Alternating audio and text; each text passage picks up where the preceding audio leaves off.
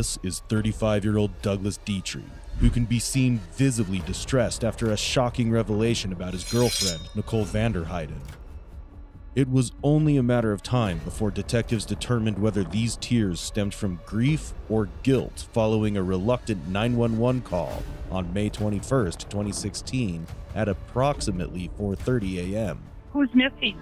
It's my girlfriend. What's her name? Nicole Vanderheiden. After the missing report, Doug quickly became the prime suspect as detectives made a shocking discovery just 3 hours prior to his call.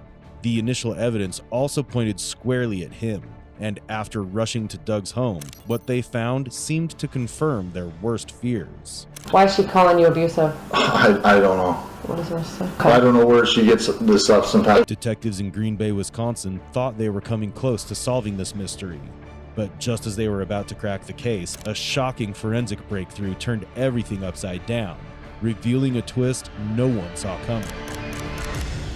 On May 21st, 2016, 31-year-old Nicole Vanderheiden and her boyfriend, 35-year-old Douglas Dietrich, had gone out for a night with some friends. Nicole was a mother of three, so she left her kids with her babysitter to have a relaxing time out at a local nightclub. But things took a disastrous turn when they moved to another club named Sardine Can down the street. But after her disappearance from this club, Doug finally called 911 after waiting for a couple of hours when she became unreachable through her phone. And what's that last night you last saw her? Well, I didn't last year. It was probably about 11:30, 12, I'm guessing. Okay. That's the last you heard from her? Yep. And I had talked to her on the phone. She was with a couple of my friends in a different vehicle, and then I was flying down there from the west. The 911 call prompted detectives to a chilling revelation. Only 3 hours prior to Doug's 911 call, they had discovered the body of a woman near a farmyard which had a haunting resemblance to Nicole Vanderheiden. At first I thought it was a deer because of the rust color in her hair. Then I realized it was a young lady. The call raised troubling questions. Was this unidentified woman really Nicole? And did Doug report her missing in an attempt to cover his tracks? As per protocol, the investigation began with the caller himself. The next morning, police arrived at Doug's house to gather more information about that night. The plot thickened even more when, through Doug's interrogation, the detectives identified another person who accompanied the couple that night. It was Greg Matthew, Doug's best friend. Officers began interrogating Greg Matthew and wanted to extract a timeline of that night from him. How did the night start? How did you guys all get together? We were all going to Steel Panther. Okay, who at was the all watering hole. A big group of our friends. Greg was already there at Doug's place when detectives arrived there. On arrival, they asked the same set of questions in the initial minutes of interrogation to check any inconsistencies. But Greg managed to keep his narrative intact. I don't know why Nikki ended up leaving with our group of friends and not leaving with Doug and I. I don't know if she was just like swept up by the group and jumped in the car with them. They were going to go to the Sardine Can. So who all rode together to the Sardine Can? All of those people on that list besides myself and Doug. Nicole's emotions had run amok as she felt invisible and irrelevant. Soon, her dissatisfaction escalated into panic. She felt a terrible emotion of loneliness and had decided to leave the party on impulse. But when she went out into the cold night, one concern persisted. Had she made a huge mistake by leaving without Doug? And from what I heard was, that she's like, I'm leaving, and she started walking, and our friend Aaron... Where were you guys at this time? We were in the watering hole parking lot at that point when this happened. So... What time was this about?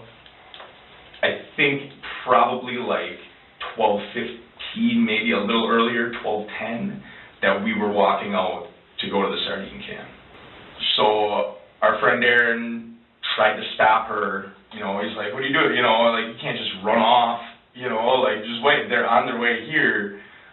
So then Doug's calling her and talking to her, and she's, yelling at him, and, why aren't you here? Are you with some girl or something? She's getting a little crazy. And, Aaron had texted either Doug or I saying, she took off, I tried to stop her. So, Doug, she hung up on Doug, he called her back. Who hung up on Doug? Nikki. Okay. Because at this point, we knew, she wasn't at the Sardine Can. And so then the next call, I pulled in and I parked my car, and I'm like, Doug, hand me the phone. Maybe I can talk to her. And what time was this at? I think this is like 12:30. That this third call. You called? No, he had called, but I could hear her on the phone, kind of yelling at him. I said, just give me the phone. Maybe if I talk to her, I can, have her let us know where she is, so we can go and pick her up. Mm-hmm. So I talked to her, and she wasn't making any sense. She was accusing me of being Doug, pretending to be me. I'm trying to be logical and rational, and just be like, let us know where you are. You can't just go walking around.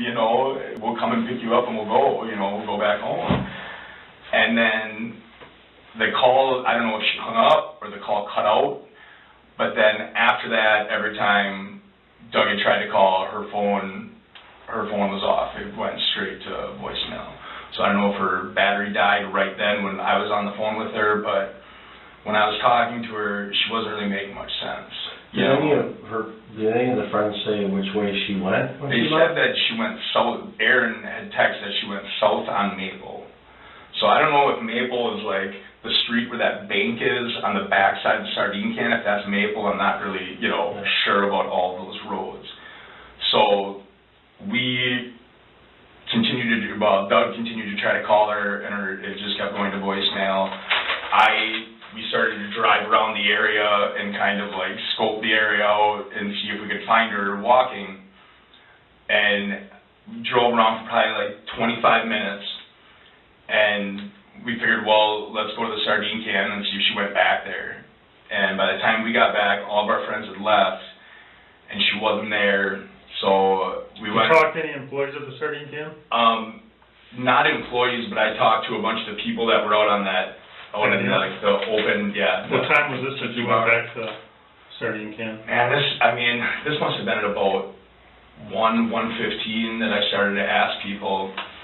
And I asked this one guy, I'm like, did you see a blonde girl, out here? And he's like, Nikki? And I'm like, yeah, But, so he's like, yeah, she left a while ago. And then I asked another guy, and this other guy knew, said her name too, which I know that sounds odd, but Nikki can get very outgoing and adventurous, where she'd be like, what's your name? I'm Nikki. That's something I've seen her do before as strangers. So I know that could that she could be very friendly in talking to people, in almost a naive way. But so we stayed there for about 20 minutes talking to people and hoping that she would come back. And Doug's still trying to call her.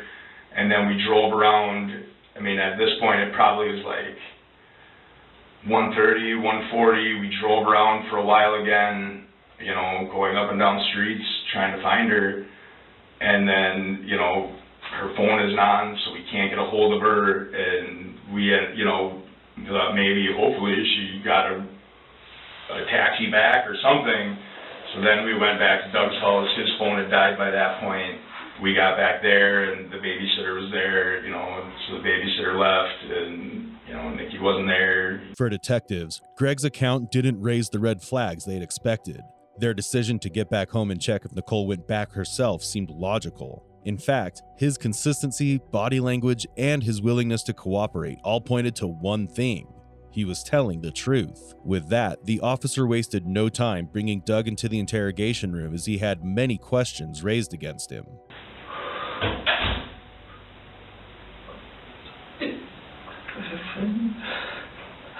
At first, Doug appeared visibly distressed in light of the uncertainty that was lingering around Nicole's disappearance.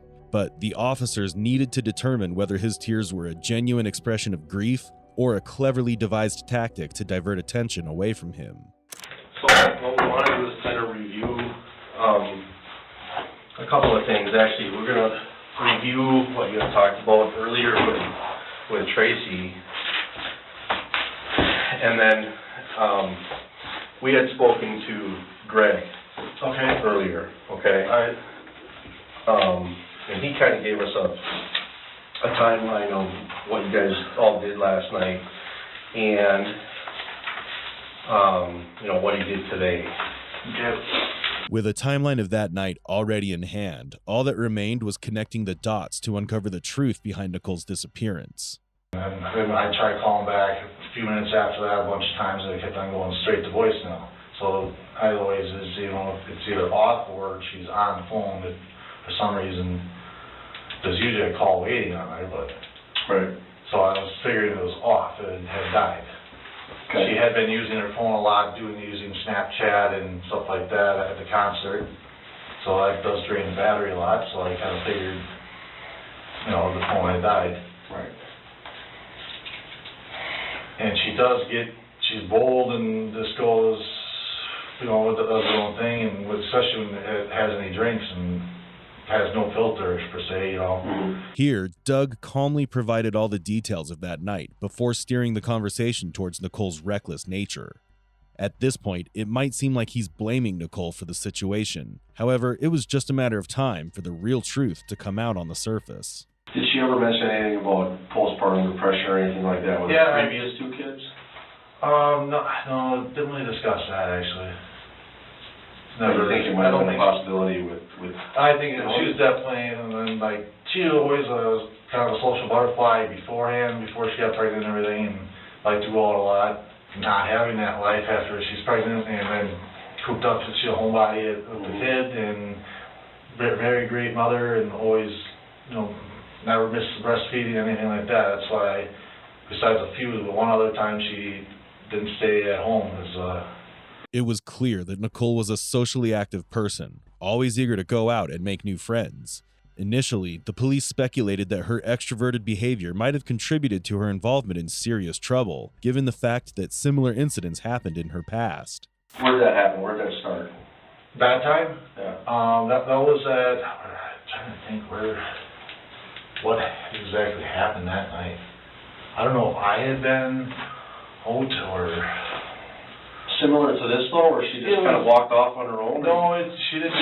There was another time she did just walk off on her own. That was it was like January, it was the night after, it was the night of the Arizona playoff game. Okay. And we were at the Ravine watching it there. We had gone to the Bar East and meet up with a bunch of friends there. And then she had started freaking out on me in the bar. And then she actually hit me at the bar there and ran out. Mm-hmm. And it was zero, and I ran out after, I was closing the tab up, and so I closed that up and I ran out after, and she was running up on Line Kiln there, not to the corner, there's that little auto place on the corner, and then a squad had pulled in and stopped her, and I ran up and talked to her, and she was belligerent with the officers there, and then I ended up putting her in the back of the squad car, and I walked back to the bar. We had a cab waiting for us, and it was on its way, and so they stayed there and made sure. Then she got in the cab and we went home, and then I don't know what she was thinking. She was stuff in her mind, and then she just goes. This clearly indicates how overexpressive Nicole was, so police straight away wanted to collect as many details as possible. A couple quick follow-ups here. When you guys went back to the sardine can, and you talked to these two random guys that you didn't know who they were, but they knew who Nicky was? Yeah, they said, Greg's, we were asking around, and they said it was her name Nikki, or Greg said it was Nikki, or they asked what was her name, and said Nikki. They said, oh yeah, she was here. Okay. And what part of the bar was that? That was outside on that back patio, towards, in between the door to go outside and the bar. Okay. Okay, so it was outside patio. Yeah. As far as this Uber driver thing that came up, how did the Uber driver get involved? I think that was Aaron had called the Uber, or the app or whatever. One of that group had called Uber. Okay, so who all rode with Uber, do you know? Would have been, according to Aaron, this is. So this is coming through Aaron, you didn't see them leave with Uber? I did not see them leave. Okay. He said Crystal and Angela, who are sisters, Jesse Kotler, and Aaron. Oh, and Aaron and Darcy, yeah, his fiance, Darcy. So Aaron, Darcy, Crystal, And Angela. And those two are his sisters. And Jesse, I think it's Barakashan, I believe, is her married name. How come Mike didn't drive him home? Mike was DD, and I think he drove everybody to the watering hole beside Nikki and I believe, and Greg. Yep. Because we kind of put this together last minute that Nikki and I were going to go. Mm-hmm. And I think he must have just dropped him off. I'm just speculating on that. Doug's account had already lined up with Greg's version, but the police were determined to dig deeper, hoping to uncover any hidden details, especially in the light of alarming statements that had been made against him during the investigation. Then there was Nicole's sister, Heather, whose testimony raised further suspicions about Doug. However, Doug's conversation with her that night clearly revealed his frustration with Nicole's behavior, adding another layer of complexity to the case. But soon, the detectives will uncover a shocking twist on this case that would bring an entirely different point of view on this tragedy. Him saying, any chance you've heard from Wild Woman? I said, no, have you found her yet? Because I was at work, so I didn't come till later. And they said, no, I'm not, and I do not have my phone either, so pretty complicated at this point. I'm beyond concerned. She better be in jail. I can't answer a call. I'm only on my desktop. So where's your phone? Do you have a card? Did you call the jail? I called and she's not in there. And then he said, I just found my phone, no card. I didn't call the jail, but I didn't answer. She found nothing. Everything was right to my mail. When was that? Saturday. Doug's apparent concern for Nicole's condition seemed genuine, yet there was still a possibility that it could be a very calculated move to divert attention from his own involvement, because as the interrogation unfolded, Heather revealed the dark truth about their relationship dynamics. This cast Doug in a shadow he couldn't escape. I guess just in the beginning of their relationship, she just kind of knew they were both. She had a hard time. She went through divorce, and then she had a rough couple of years. And then she met Doug, and she's like, well, we're both kind of crazy, we will get together, and no work and stuff. And then a couple months later, she found out she was pregnant. She came to me, and she wanted to get an abortion, but I told her to keep it, because I had gone through the same thing, and I did it, and it's the biggest mistake I've ever made. So I told her to keep it. You'll regret it. Heather was worried about her sister, who had been struggling for the past few years. Acknowledging Nicole's history of severe mental health challenges, it was no surprise that she felt emotionally overwhelmed that night. What do you know about that, or when did that start that you From the became? beginning. Okay.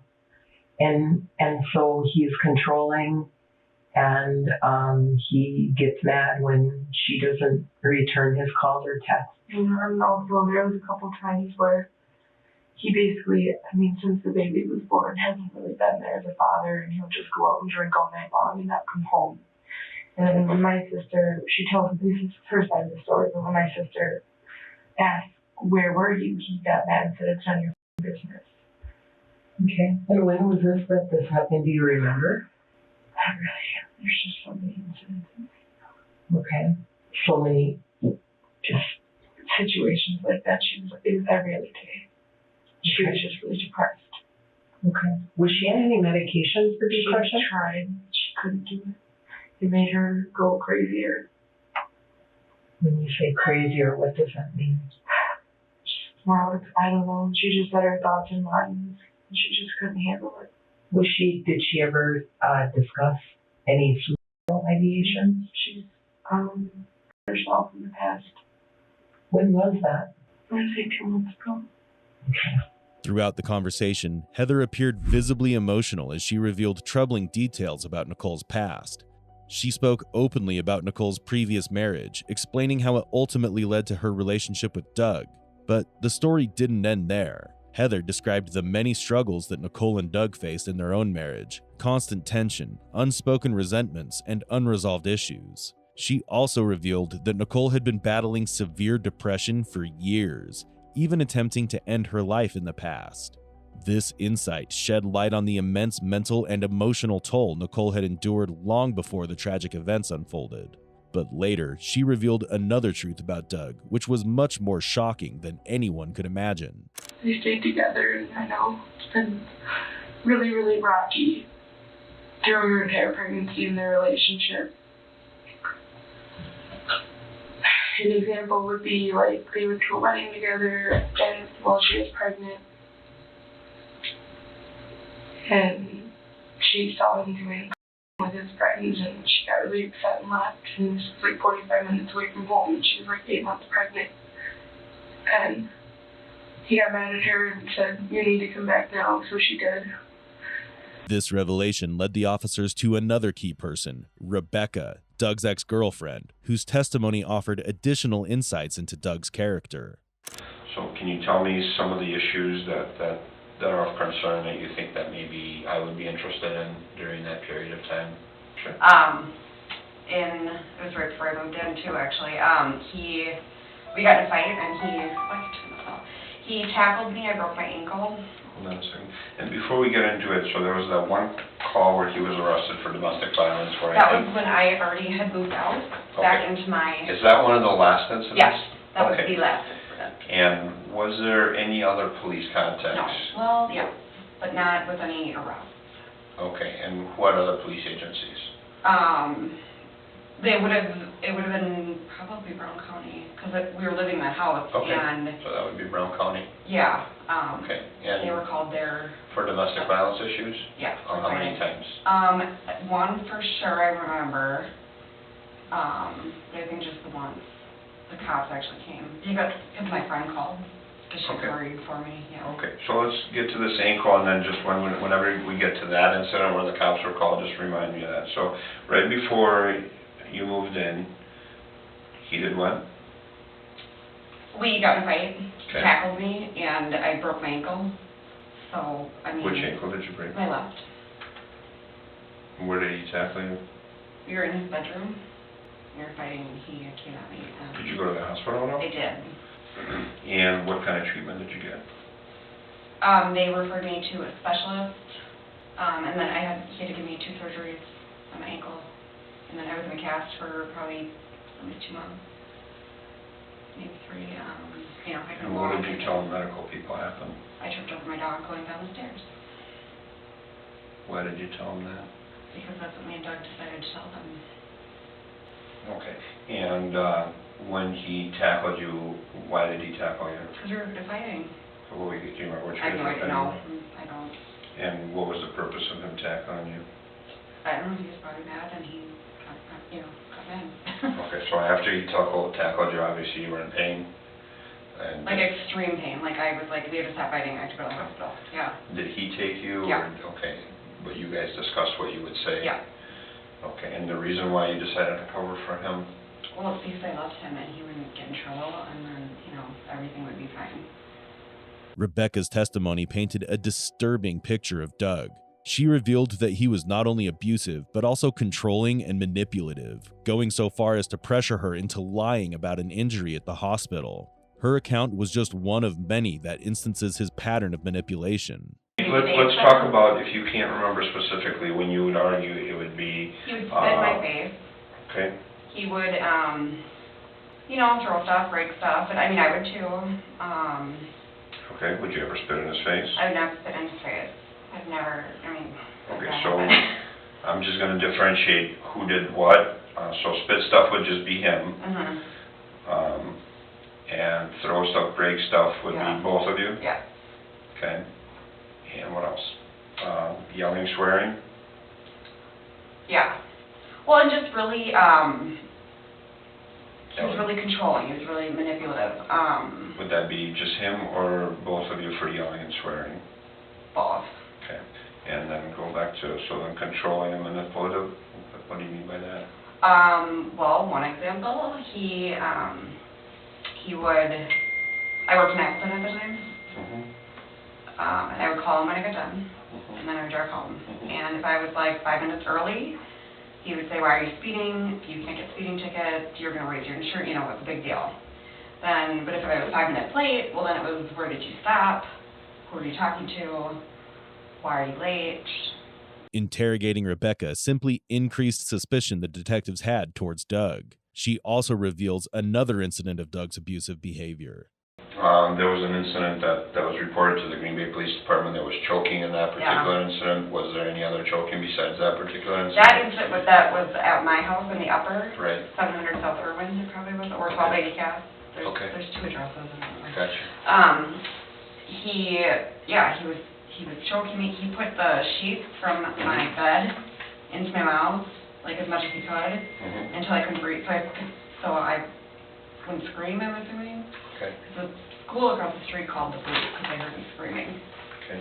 With the history of violence now clear, the detectives were convinced at this point that Doug fit the profile of a potential murderer. In fact, when they first visited his home, they uncovered evidence that painted him as an abuser, further strengthening their suspicions. She said, so what she with? Well, I'm sorry. Did she hang up on you? Was it pretty clear that she was upset? Where am I looking? Right here. This is all her text. At 11:12 p.m. she said that? Yeah, so, after 11 what did it say? So what? She was kind of hard. So what you with? And why is she calling you abusive? I don't know. What does this say? Okay. I don't know where she gets this stuff sometimes. Is that common for her to talk that way to you when she's been drinking? Sometimes, yeah, I mean... Or when she's sober? She doesn't drink that often, but... Okay. Officers chose to extend the conversation, hoping to gain further insights from him that could fortify their case. Is there any other friends that she might reach out to looking for a ride or anything like that? Yeah, I don't other than know. Dallas? We had her sister supposedly talked to Caitlin, who was one of her good friends, or was more of a good friend, and then Haley. That's pretty much it. And Heather, that's her sister Heather. She would know those people. Yep. Your parents arrived. Did you leave the house at all? No. I haven't left since then until now. Okay, so basically you got home at what time was it early this morning? 2:33. Okay, so 2:33 o'clock, and you've pretty much been home, from what you're telling us, the entire time? Yep. Okay. With overwhelming evidence against Doug, officers had plenty of reason to suspect him. Determined to leave no detail unchecked, they carefully watched his reaction, calmly revealing that they may have uncovered the truth behind Nicole's disappearance. And she doesn't have any tattoos, right? Nope. Any scars from surgery or anything that you know of? No, just she has a scar here from that's like in her childhood, right by her eye. Right eye? Yep. Well, I think what we're looking at is this body that was found down the street. I don't think it's been 100% identified as her, but there's a lot of similarities.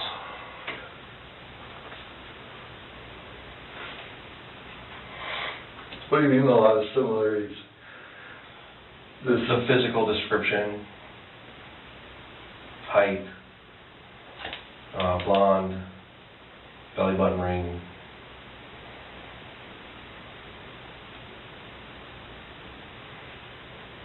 What happened? Well, I don't know. That's what we're trying to figure out here. That's what we don't know.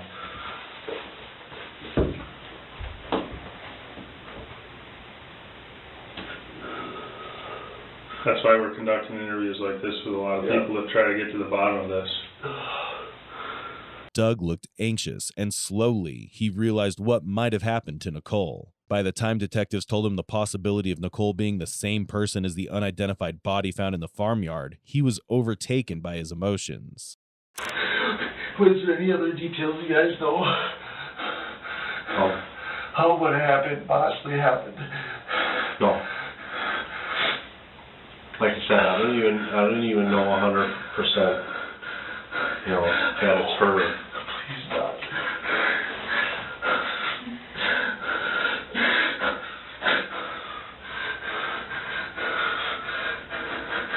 Just the way they said it on the news, I don't know, the gruesome discovery.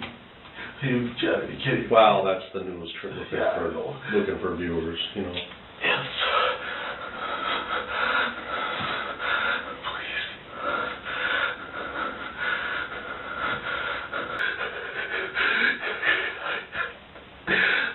swear to God, I'm the fight who did this.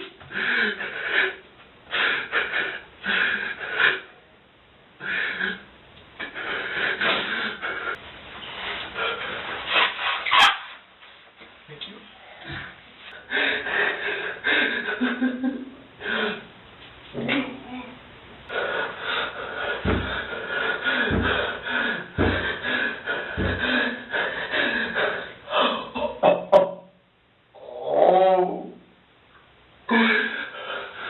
However, further investigation raised suspicions, with multiple concerning details emerging, from Doug's history of abuse at home to shoe prints found on Nicole's body that matched his own. Additionally, the discovery of substantial blood in Doug's garage was deeply alarming. With these mounting red flags, detectives decided to arrest Doug on the charge of first-degree murder on May 21st, 2016.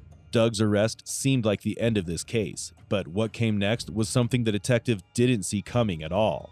It's important to note that the officers were conducting their investigation and taking action based solely on the information provided by those involved that night. Until that point, they had no solid evidence or concrete leads, which directly led them to conclusively identify Douglas as the killer. However, what initially seemed like a straightforward case took an unexpected turn 18 days after the arrest of Doug, when the forensic results came in, providing a significant breakthrough on Nicole's disappearance. When they found her body in the field, she was wearing one sock.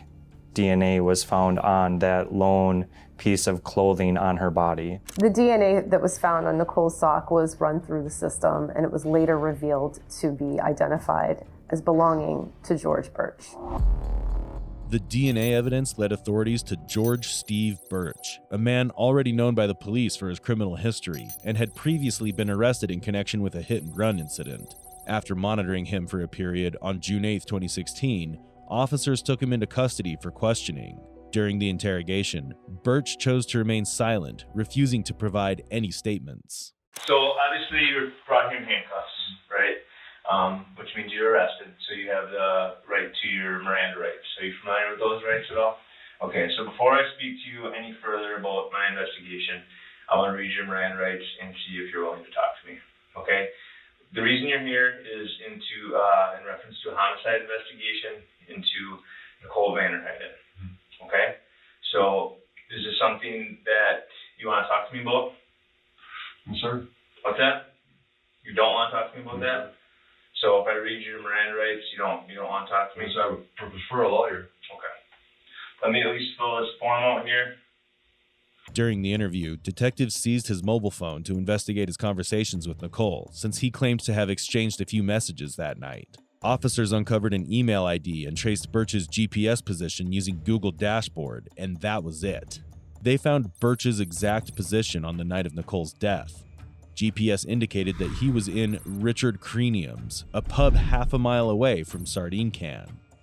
At 2:30 a.m., the data showed his presence at Nicole's apartment.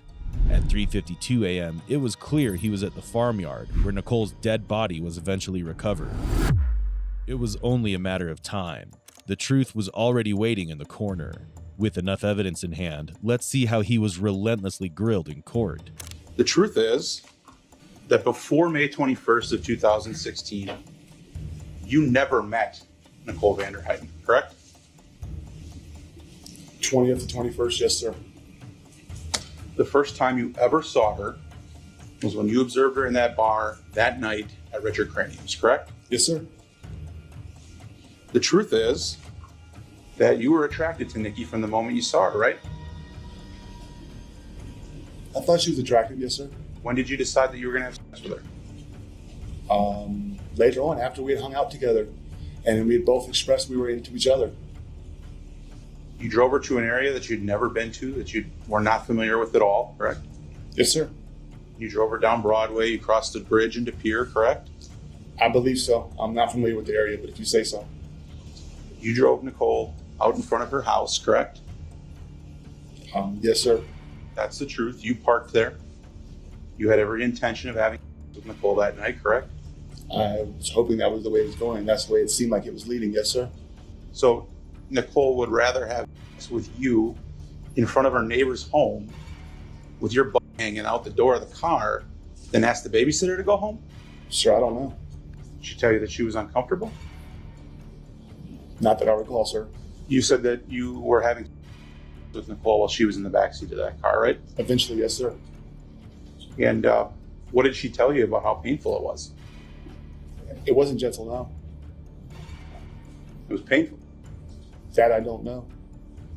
What really happened was you drove Nicole home 20 miles away from where you lived, fully expecting that you were going to have sex, right? And when you get there, and it becomes clear that Nikki isn't going to have sex with you, when she attempts to go into her house and leave your vehicle, that's when your mood changes, right?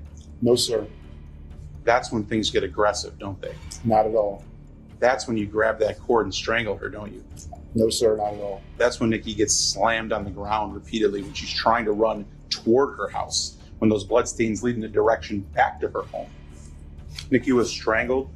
She had a fractured jaw, correct? I don't know, sir. That's what the medical examiner said, but I can't speak for sir. I'm not a doctor. You heard all of that, right? Yes, sir. You saw her injuries. You sat through court to see the defensive injuries to her hands, to her feet, to her palms, to her fingernails, that she fought for her life, right? According to what the doctor said, yes. And you say that Doug Dietrich did this, but of course, you didn't see that happen either, did you? I cannot say for certain, no. You never met Doug Dietrich before that night, right? No, sir. So rather than just beating you or killing you in the middle of the street, he decided to enlist you, a total stranger, to help him dispose of the body of his girlfriend. I don't know what his plans were. He had you drive them to a remote location, correct? Yes, sir. He thought it would be a good idea to have a complete stranger know where he's dumping a body? I don't know what he thought. You'd have to ask Mr. Dietrich about that. We were at the descend, so I don't know how far that goes down. I'd never been there before, so I couldn't tell you exactly how far I was down there, and it was dark. You were down the embankment? We were not at the bottom, no. It was still inclined. Doug was coming down the embankment with you? He was standing in front of me. As I was looking in that direction, he was in front of me in the incline like this. He was not ahead of me. He was like right in front of me. Finally, this whole courtroom drama came to an end when officers found Doug's real-time location data of that night with his Fitbit. It clearly showed that he was not even near the crime location, absolving him of all suspicion. And ultimately, the court came up with their verdict on March 1st, 2018. George Birch faced trial for first-degree intentional murder. Prosecutors used DNA, mobile phone records, and Fitbit data to paint a detailed picture of Birch's behavior that night. The jury found him guilty and sentenced him to life without parole. Verdict reads as follows.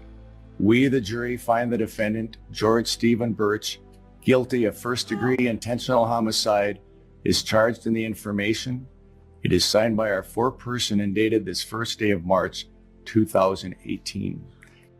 Nicole Vanderheiden's tragic death is a heartbreaking reminder of the devastating consequences that arise from unaddressed emotional turmoil, toxic relationships. Though she struggled with personal demons, Nicole was not defined by her past. She was a vibrant, extroverted woman seeking connection and meaning in her relationships. Too often, women are unfairly stigmatized, with their social or casual interactions misinterpreted as invitations for something more intimate. Nicole's fatal disagreement with George Birch serves as a heartbreaking example of how these misguided perceptions can escalate into violence, taking her life far too soon. It's crucial that, as a society, we break down these stereotypes and redefine the narrative. Nicole's story serves as a powerful call to action, not only for better support for those struggling with mental health, but also for a deeper respect for personal boundaries, consent, and the dignity of every individual. Like, share, and subscribe to the channel for more such content.